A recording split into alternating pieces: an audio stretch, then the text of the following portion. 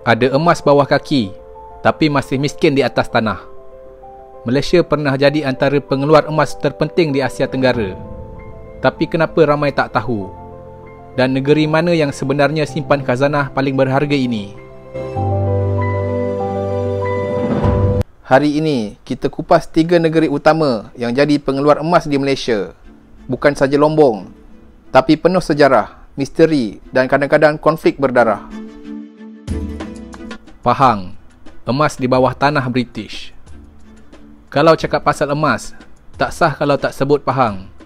Sebab negeri inilah yang jadi pusat perlombongan emas paling aktif sejak zaman British lagi. Fakta, kawasan paling terkenal, raup dan lipis. Lombong emas Bukit Koman pernah jadi antara lombong terbesar di Asia Tenggara.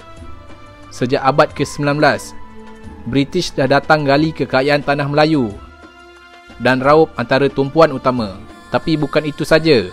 Hari ini, syarikat moden seperti Raup Australian Gold Mining dan syarikat tempatan masih teruskan aktiviti perlombongan.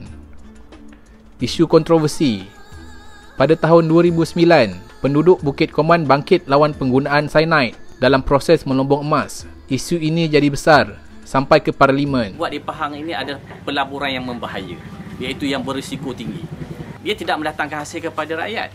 Di Raup sahaja, di perkampungan Bukit Koman ini, kebanyakan mereka mengalami penyakit kulit dan juga pernafasan.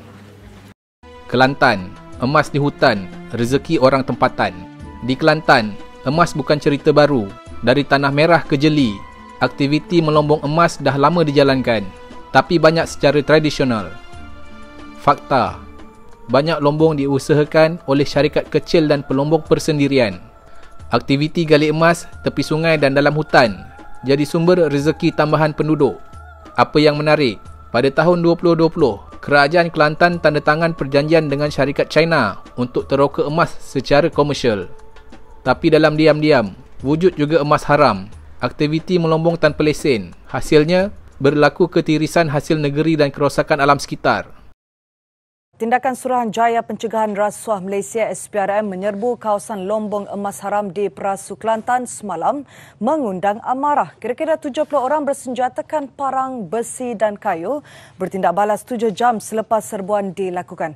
Penguasa SPRM bahagian perisikan di Gua Musang ketika dihubungi Berita TV9 mengesahkan beliau dan pegawainya diserang ketika kembali ke lombong itu untuk melakukan siasatan lanjut.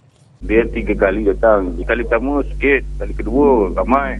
Kali ketiga lagi ramai kan. Jadi dia orang datang dengan bersenjata semua kan. Jadi kita pun tak nak timbulkan provokasi lama tu supaya dapat elakkan perkara yang tak sepatutnya berlaku.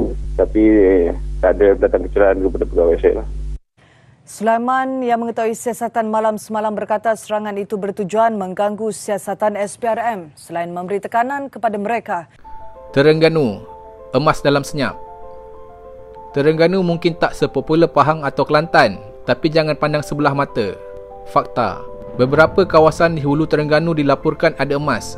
Syarikat seperti Jentayu Sustainables Berhad dan beberapa konsesi kecil pernah mohon lesen perlombongan emas di negeri ini.